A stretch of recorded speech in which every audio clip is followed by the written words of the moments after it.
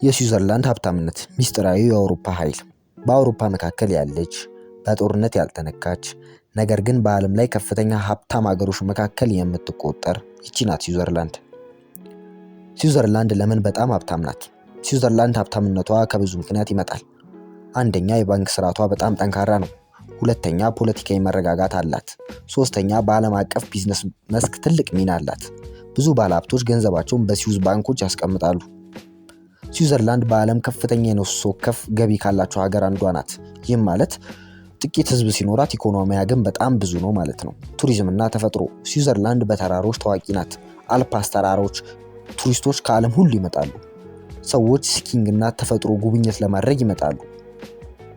ስዊዘርላንድ ለብዙ ዘመናት የገለልተኛ ፖሊሲ ትከተላለች። ስለዚህም በሁለተኛ ዓለም ጦርነት ፖለቲካዊ ግጭቶች ብዙ ጊዜ አልተካፈለችም። የኢንዱስትሪ ኃይል ታዋቂ ቅንጦት ሰዓት ኢንዱስትሪ አላት። የስዊዘርላንድ ሰዓቶች በዓለም ውድ ናቸው።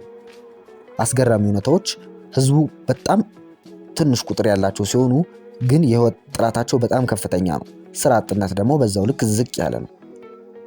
ዓለም ሀብታምነትን በብዙ ነገር ይመዝናል። ነገር ግን ስዊዘርላንድ ሀብታም ብቻ ሳይሆን የህይወት ጥራት እንዴት ማሳደግ እንደሚቻል ታሳየናለች። የስዊዘርላንድ ተራራሞችና ገጠራማ ክፍሎች ትንሽ ነገር ልበራችሁ። የተራሮች ውበት በስዊዘርላንድ በጣም የታወቁ ተራሮች ስዊዝ አልፓ ናቸው። በእነዚህም ተራሮች በበጋና በክረምት ቱሪስቶች በጣም ይጎበኟቸዋል።